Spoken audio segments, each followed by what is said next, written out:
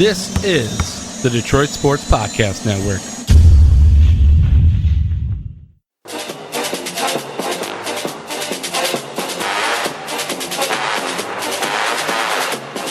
Welcome into the Practice Squad presents the Throwback, and we are really winding down weeks 14 and 15. We're going to be taking a look at this week. The Lions come into this game 7-5, I believe.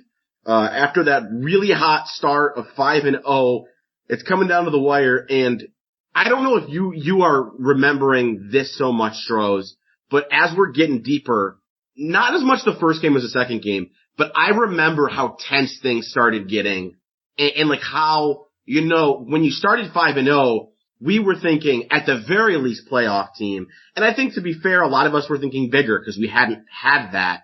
And now you're starting to get scared. You're starting to get flashbacks to the John Kitna team that started 6-2 and I believe finished 8-8. It might have even been 7-9. They missed the playoffs for sure. These games started to get very, very tense. And I feel that. No, for sure. You're spot on. And it was weird watching the end of the Vikings game that we're about to talk about. Even the announcers said, they're like, and their playoff hopes stay alive.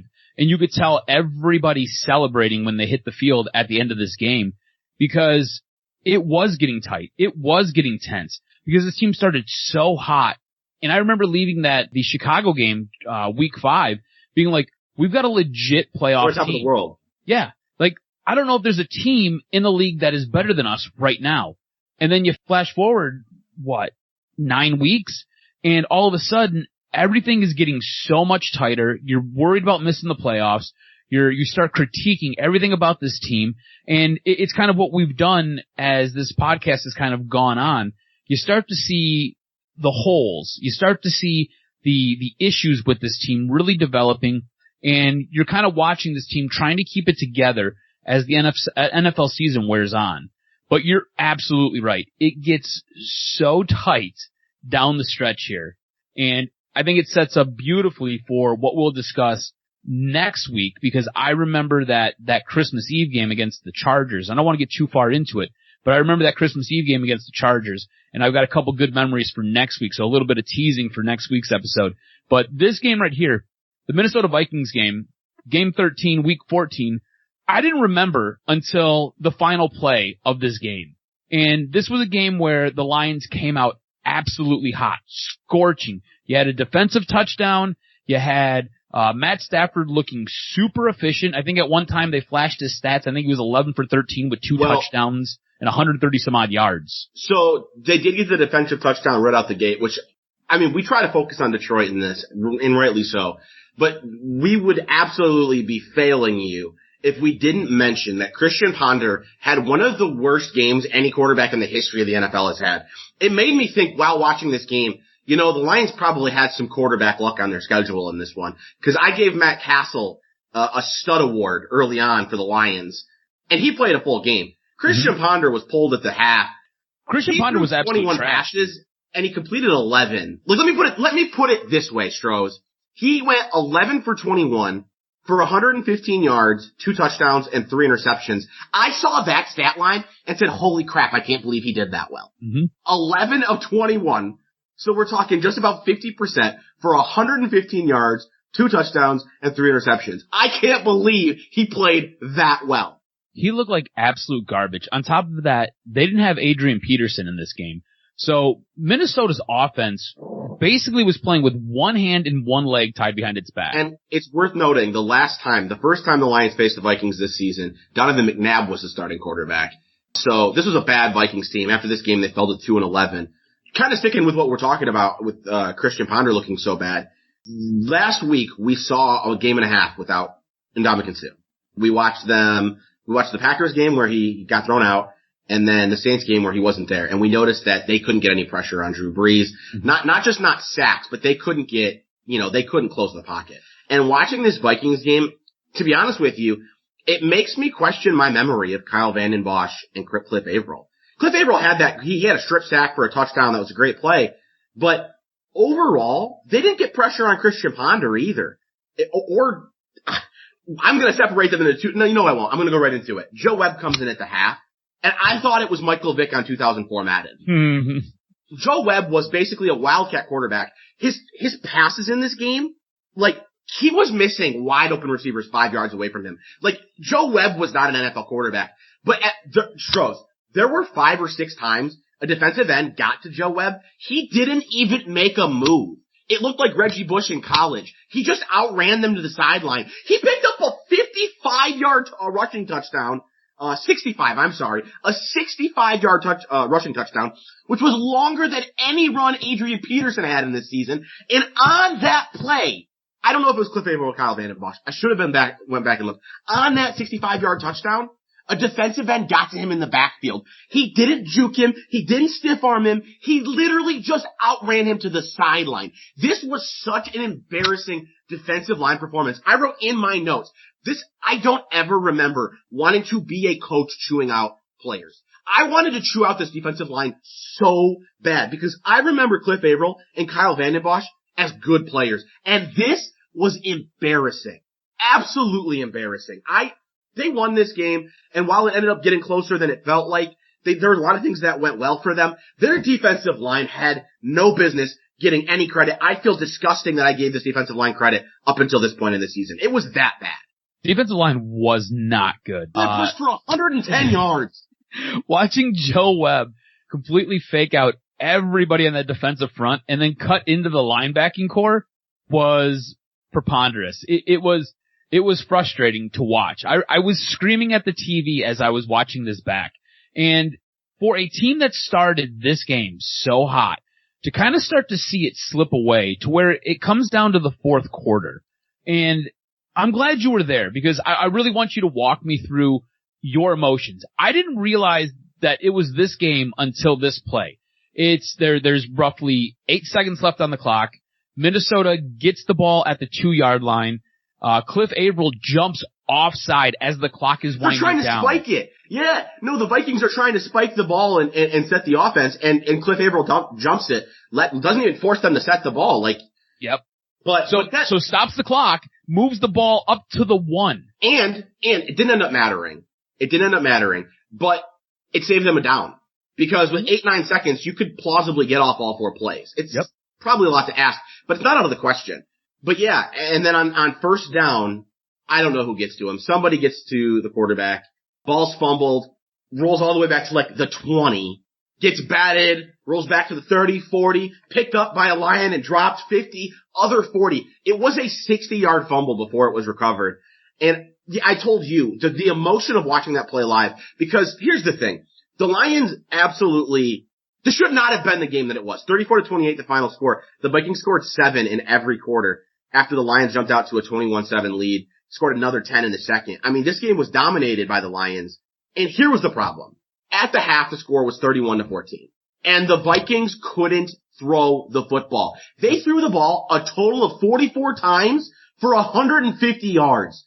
You can't let a team come back when they can't throw the football. Their leading running back was Toby Gerhart. Joe Webb was their quarterback, and you let them get back in it despite knowing they couldn't throw the ball. In fact, find me a game, Stroz, since 2011. This game has me heated. Find me a game since 2011 where a team came out routinely with 2 frickin' fullbacks and a halfback and still scored routinely. It was so embarrassing the way they ran all over a team that knew they couldn't throw the football. On top of that, you've already highlighted that Toby Gerhart was their lead rusher. He was their running back. This team offensively was castrated.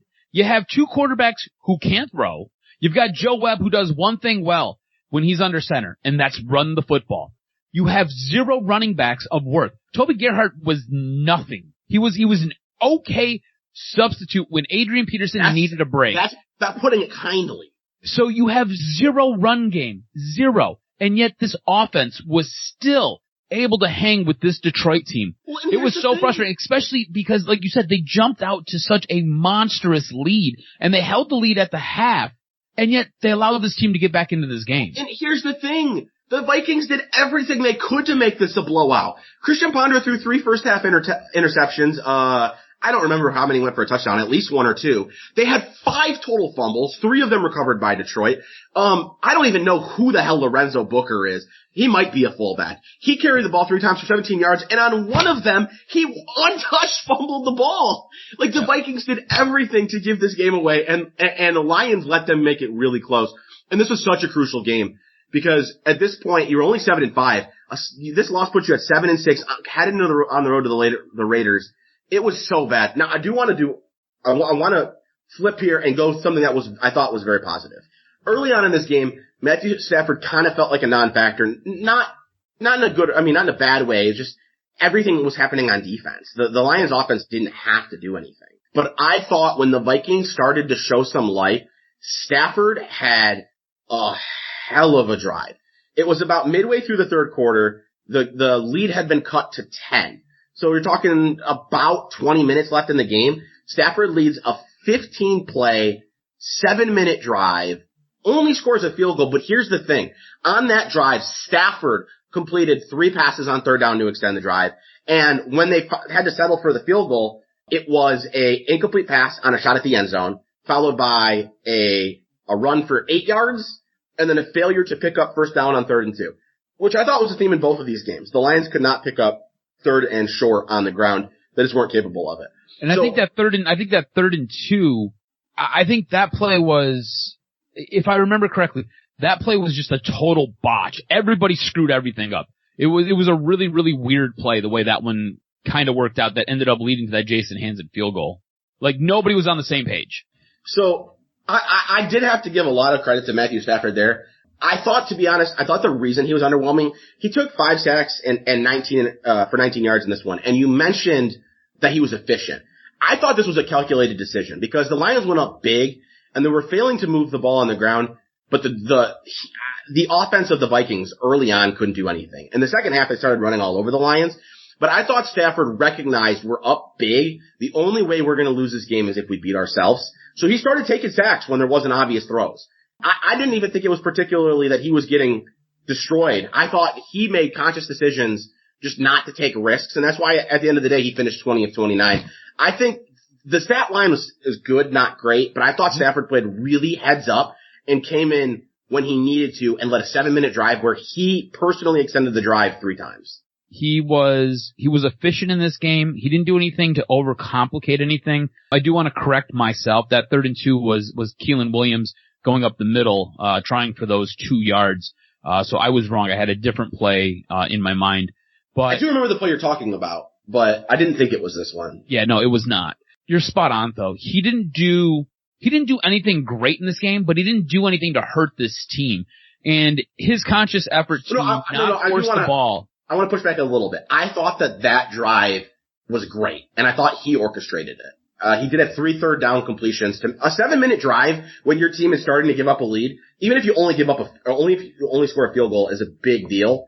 And he wasn't asked. At the end of the day, he threw 1 incompletion on 1st and 10, and then the offense basically said, "Hey, we're going to take a field goal by running the ball twice." Mm-hmm.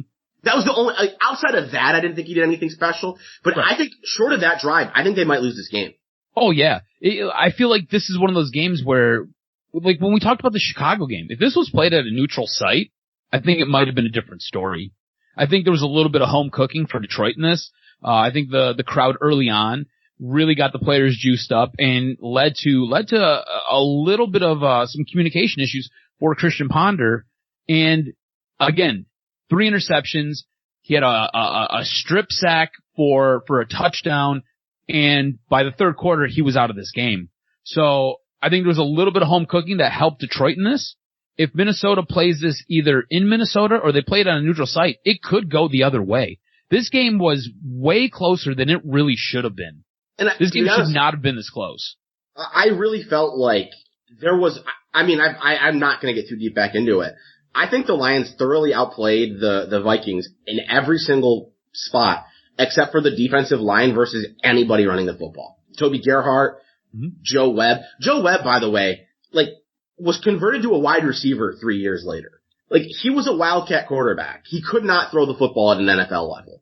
This is actually, I hadn't even taken a look at my notes yet because those were the 2 things I was passionate about from this game. I thought Stafford had a hell of a drive that helped them finish off this game, and I thought the defensive line was amateur hour. unacceptable, and it really makes me question if Cliff Averill and Kyle Vanden Bosch were as good as I gave them credit, or if Sue really did change this line as much as some people believed he did. One note I do have that I don't even remember after all that emotion is I wrote that this team felt like a young team that didn't know how to finish a season, because the penalty theme wasn't a thing early on, but we just can't get away from it now. The Lions had 10 penalties in this one for 76 yards. They had drops early on in the game. I didn't think it was so much of a problem later on. They couldn't finish tackles. It just seemed like a team that just was out of gas as we got late in the season. Yeah, I think you're right. So generally when you have a team, they go through those stages of progression where you have a couple big wins in a season, but overall you have a losing record that then progresses into you being able to win big games, and then that begins to progress into you being able to win playoff games, and that progresses into you being able to beat good teams and becoming a good team yourself. This team felt much like a baby deer learning to kind of walk and kind of stand, because like you said, they just can't, it feels like they can't close the season out. It seems like every time they turn around, they're shooting themselves in the foot, because penalties are an issue in this game. Penalties are going to be an issue in the next game at Oakland. Penalties have been an issue for a majority of this season right now. I think what you have here is you have a team that when Ndamukong Suh is inserted into the lineup, that defensive line is pretty good. When Matt Stafford is under control and him and Kelvin are clicking, this team looks pretty good.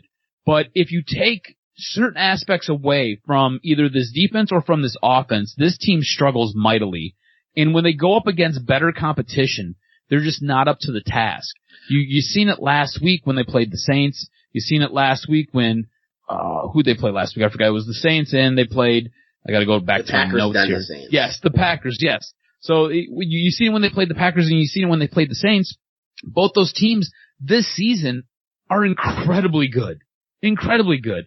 Green Bay ends up finishing the season 14-2.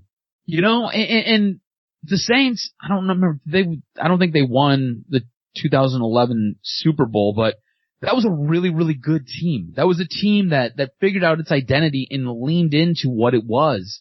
And Detroit struggled against both those teams. That Saints team was 13-3. And actually that Packers team, I thought they were 14-2 as well. They finished 15-1. Oh, 15-1. Even better. Yeah. So those were, at this point in the season, the Lions have 5 losses. The Packers are 15-1. The Saints are 13-3. The 49ers are 13-3.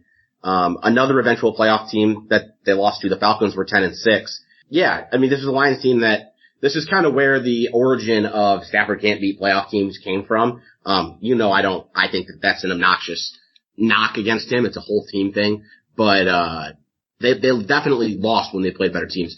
I did have a couple more notes on this one before I move on. I did have it in my notes, which is funny after everything you've heard me say so far. I have it in my notes that the Lions were far and away the better in this one, but far and away the better team in this one, but that doesn't mean anything.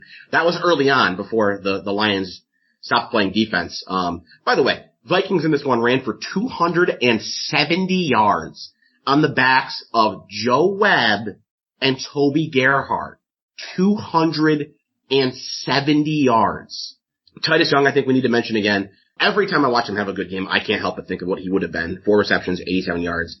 In my notes, I've got, he's so fast. That's what I wrote. Titus Young is so fast. And he's slippery. Yeah.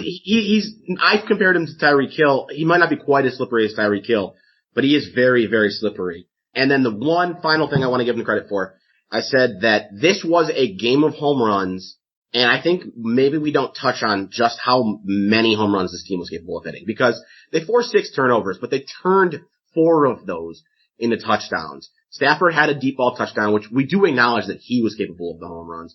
But as a team, they were able to put points up in a hurry. And they did do that in this game. In fact, they were outgained yardage-wise, 425 to 280. So they were outgained pretty significantly. First downs, 29-13. You know, when you look at the yardage and the possession stats, it looks like the Vikings won this one. But the Lions were able to turn single plays into touchdowns. Yeah, I think Detroit forced quite a few turnovers that really benefited them. If it wasn't for a few of those turnovers and those turning into touchdowns, this game would have been completely different. This game was way too close. The game should never have been this close. This Minnesota team was not good. The fact that it was led essentially by Joe Webb, who didn't even play a complete half of Every football. time we say his name, my blood pressure raises. Like, Joe freaking Webb. Looked like Michael Vick in Madden. It was that bad. It was that bad. Like, again, he didn't even play a complete half. He was inserted some point in the middle of the third quarter. That's how bad I also this team can't was. explain to you how unable he was to throw the ball. Like, I don't know who was the worst passer, Christian Ponder or Joe Webb. They were both incredibly bad. Do you have any more notes before we get onto the studs and duds of this game? No, we can transition into studs and duds. All right, let's start with the dud. Who do you got? I have the entire defense. Legitimately. Specifically the front, the defensive front was so damn bad. Can you imagine how bad must the quarterbacks be? Because here's the thing, I don't have a problem with you saying the entire defense, because they forced 6 turnovers, but I don't know if force is the right word. Mm-hmm. They had a fumble that was literally handed to them by what's his name that I don't remember earlier, Lorenzo Booker, I believe. Yeah, Lorenzo Booker dropped a ball when he wasn't even touched. Christian Ponder may as well have been handing it off to Lions cornerbacks. They didn't. The best part about Ponder is there were 3 other passes that should have been picked off that hit Detroit defensive backs in the chest or in the hands, and they just dropped. Amari Spivey, I know, dropped one in the end zone. So I'm fine with the defense. It's just funny. It tells you how bad this Vikings team was, that they could have 6 turnovers, and you're going to give your dud to the defense. I mean, on top of it, that defense also scored a touchdown. That defense scored your first touchdown. And that's how bad they played after that. Jones, the defense scored as many points as the Vikings, and they were your dud. That should tell you something. And here's the thing. I'm not giving it to the whole defense, but I don't even have a problem with you doing it. Can you guess where I'm going? Yeah. The defensive line. I don't think any unit or any individual player has been as embarrassing in a game this season as the defensive line in this one. Mm-hmm. This was unacceptable. There's no other way around it. This was a defensive line we gave a lot of credit to early on in the year, the middle of the year. They can't play without Sue. They're just not capable of it. Yeah, it seems like this defensive line has vanished at points in the season, right? So, and Ndamukong Suh's not there. You would expect somebody to step up. Nobody has really stepped up. Cliff Averill, look, I was sad when Cliff Averill left to go to Seattle. Because I thought he was a really good player. He's not showing up. Kyle Vanden Bosch, he was the premier free agent that Jim Schwartz went out and grabbed when he first came to Detroit. He's been on the side of a milk carton, essentially. This defensive line, this defensive front has been piss poor. Here's what I wish I could find.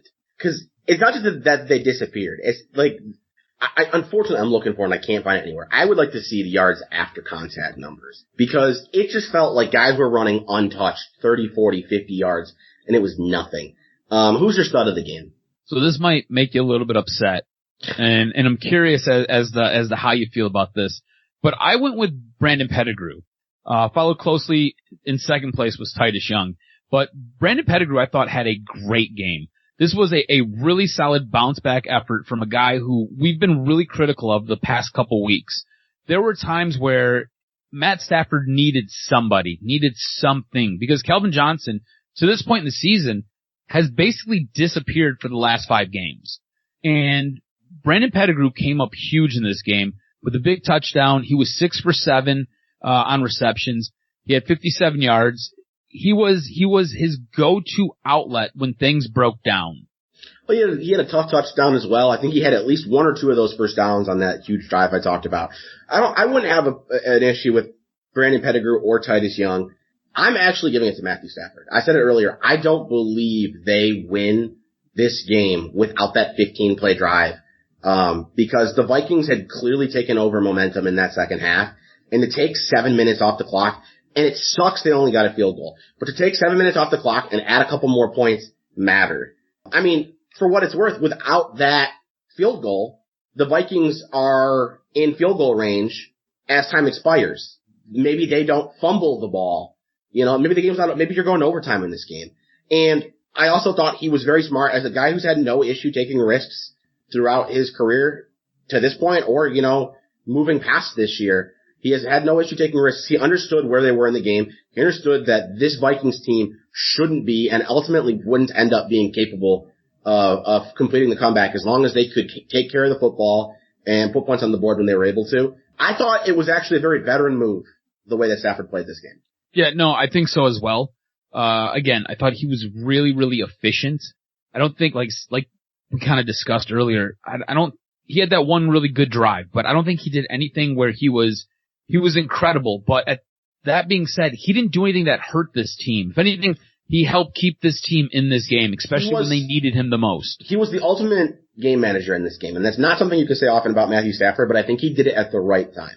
Moving on, after the Lions pull away in this one, they head to Oakland and narrowly escape over the Raiders 28-27. This is a game I had never watched before. None of it. I saw some of the highlights, but I was working. I believe it's because it was a 4 p.m. Eastern time, and I was often working at 4 p.m. Eastern time at this time of my life. But watching it back, this one felt relatively uneventful. I will say Kevin Smith returns in this one. We didn't even touch on that. Kevin Smith was out for the Vikings game.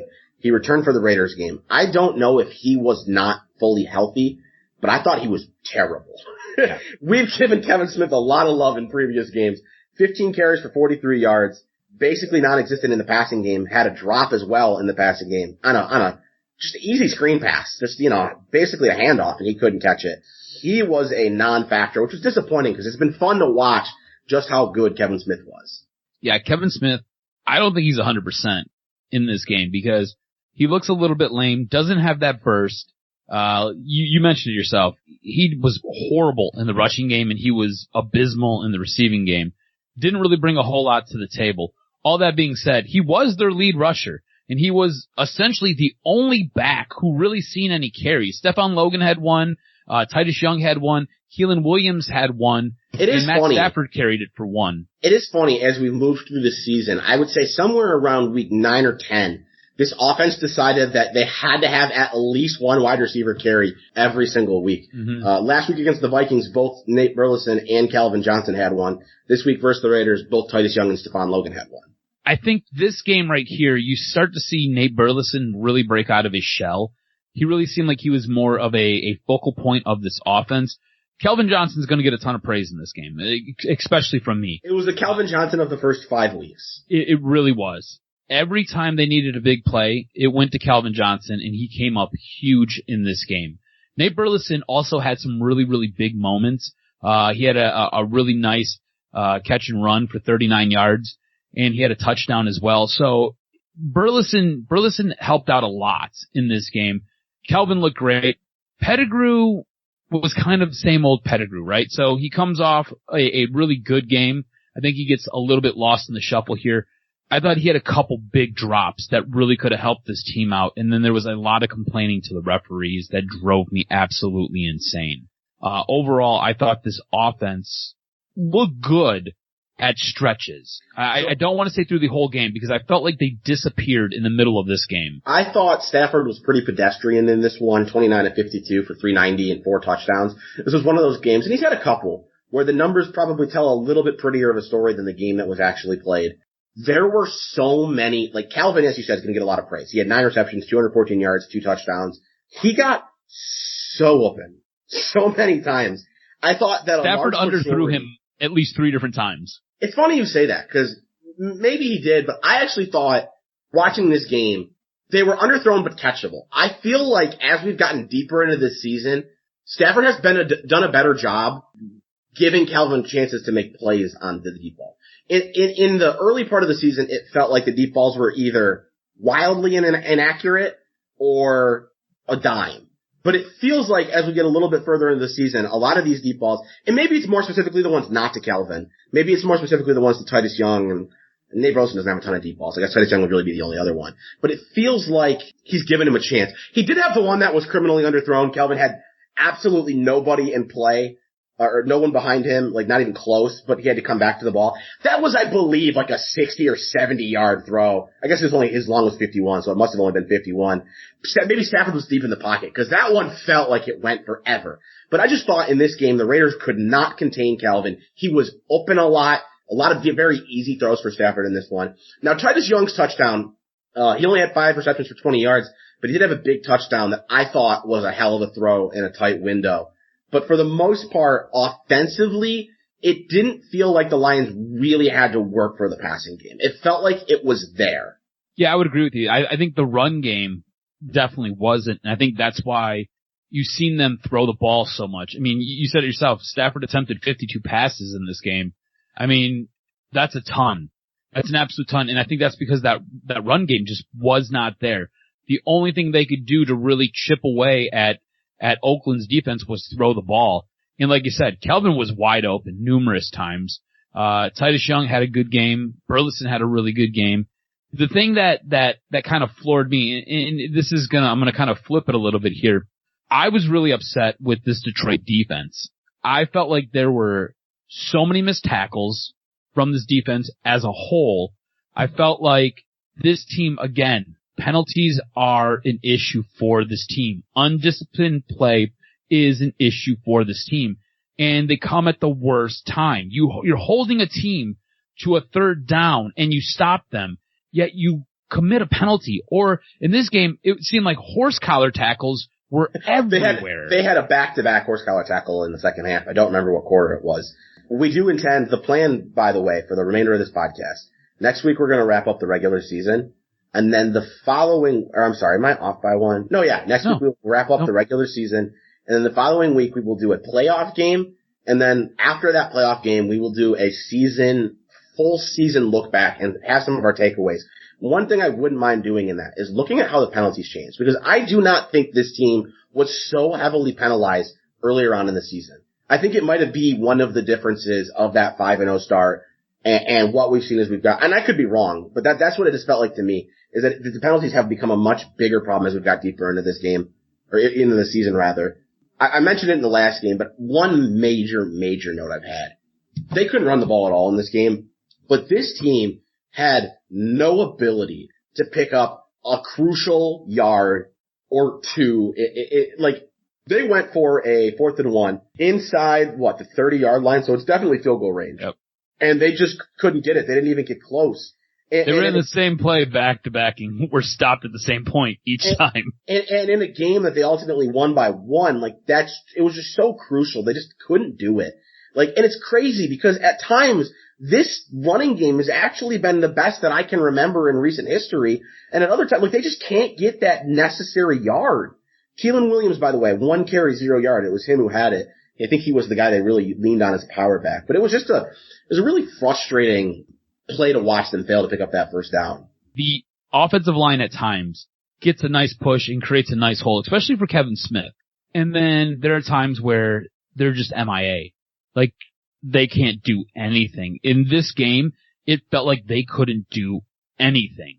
Now, I do want to, this is kind of jumping all over the place, but real quickly, you had some issues with the defense in this one. I didn't think they were anything special. I did think it was noticeable that the defensive line was better with Sue. Even when they don't get to the quarterback, they're in his face, and I think that was a major difference.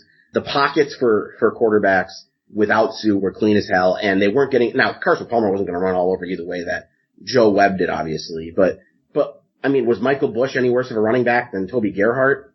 He was held to 77 yards on 18 carries. I wasn't impressed by the defense, but it's very clear the difference that Sue made. No, you're right. The thing is, it's Michael Bush, right? And it's Marcel Reese. And both these guys are big, thick running backs. Neither one of these guys are speed demons. The fact that these guys were able to, there were plays in this game where they were able to break free and run for 15 yards, without anybody touching them, and then just being forced out of bounds. They were angled out of bounds. They weren't even pushed. They were just angled out of bounds. They had no place else to go, so they just stepped out. That happened a couple of times in this game. And I think that was frustrating. The fact that Carson Palmer was Oakland's quarterback. I totally forgot that Carson Palmer played for Oakland. This is what was super surprising to me about this game. As this game started, Carson Palmer comes in, and I'm looking at the back of the jersey, and I'm like, Palmer. I was like, who's Oakland's quarterback at this time? And it says Palmer, and I'm like, Carson Palmer? Carson Palmer played for Oakland? I was like, I know it's not Jesse Palmer. It was Carson Palmer who was their quarterback? And then a couple throws are like, yeah, Carson Palmer throws. And I was like, really? Like, I was totally floored. So this was after his Bengals days, right? Yes. And where did he played for, so before Arizona? Yes. Okay. So this, like, he only spent a short time in Oakland, right? Well, he had, maybe 2 years off the top of my head. He had, I think, essentially retired in Cincinnati. He was done. And then Oakland wanted him. Weird note. And I'm curious to hear if you have any thoughts on it. I thought there was a lot of value in Ben Graham in this game. The punter. Mm-hmm. This is a team that has been killed on special teams consistently. In fact, the Raiders had like a 70-yard kick return in this game that got called back on a block in the back. But consistently, Don Perry hasn't been right since that block in the back. Is that true? Yeah, Don Perry got annihilated. He looked dead on arrival. So he was wrecked. But Ben Graham, brutal. The punter, had a really good game. That's the last note I had before. We're gonna have to talk about the 99-yard drive. Outside of that, do you have any other notes you want to get to? No, I thought Ben Graham, you're right. Ben Graham played an integral role in this game. He was able to pin them inside the 20 twice. That was helpful. He's been a little bit of a bright side. I mean, remember, go back a couple episodes. They were on their third punter in 3 games. He's come in, he's kind of solidified that position, which has helped the special teams out. All right. I just want to wrap it before we get to studs and duds. We have to talk about the 99-yard drive. As a Lions fan, we don't have many of these, but I think because of that, they're stronger. I think there are some moments in Lions history that you watch and they just give you goosebumps. I'm not saying this is the number one. It's definitely not. The Stafford's Cleveland comeback is number one for me. But understanding what this moment meant, the Lions are 8-5 with 2 games to go. They, I believe at this time, are either tied for a playoff spot or in it by 1 game. These games are all so crucial. You're on the road, down 6, ball at the 1-yard line, 2:15 to go and no timeouts. And they made it look so easy. They scored a touchdown in 1 minute and 40 seconds. Again, no timeouts, a 99-yard drive. And this didn't clinch making the playoffs, but it put you in the clear-cut driver's seat. You were now in a position where all you had to do was win one of your last 2. You knew you had to go to Green Bay week 17, so you were kind of scared of that one. I had never watched this drive entirely. Remember that. I probably have watched like highlights of it because it was a big deal. I don't even, like, Stafford didn't do anything particularly special. Again, I thought the receivers got open, but like this is such a incredible drive this late in the season just to, like, even though watching it, the plays themselves don't feel special, the meaning of this drive felt so special. I get what you're saying, but I feel, I don't know, I was a little bit underwhelmed by Matt Stafford in this drive. It was a 99-yard drive in 1.5 minutes.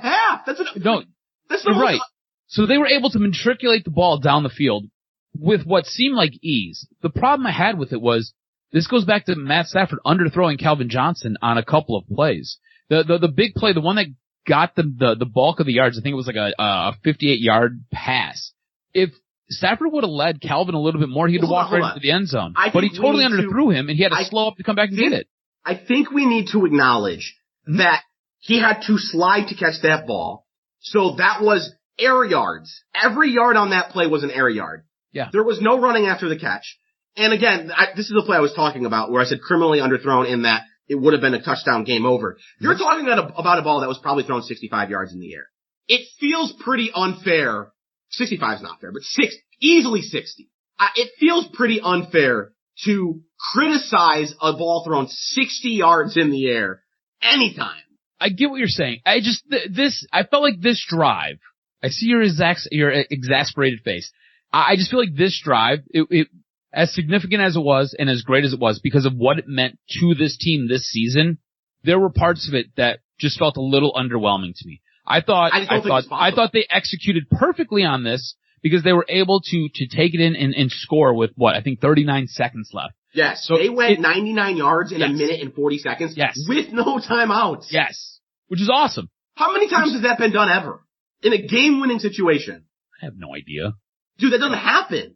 If Aaron Rodgers does the exact same thing, Tom Brady does the exact same thing, Peyton Manning does the exact same thing, Patrick Mahomes does the exact same thing, Like, I don't think Stafford was special in this drive. I just don't think it's like, you cannot criticize a drive like that. That's all I'm saying. Like, you can't criticize a team after they win a Super Bowl. Like, you can't criticize their performance in the Super Bowl. Is that fair? See, I don't think you can. I think, I mean, like, I think this is a reasonable discussion to have. I think, even if it's not perfect, if you have a 99-yard drive with no timeouts, it doesn't matter how it gets done. I totally get what you're saying. And to a point, I agree. I just was left wanting a little bit more out of the guy who's my franchise quarterback. Damn it, they should have went for 2. No, get the hell out of here. They did the right thing by kicking the extra point.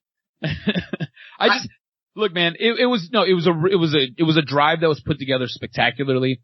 And I think what you have here is you get to see the comeback kid start to emerge, right?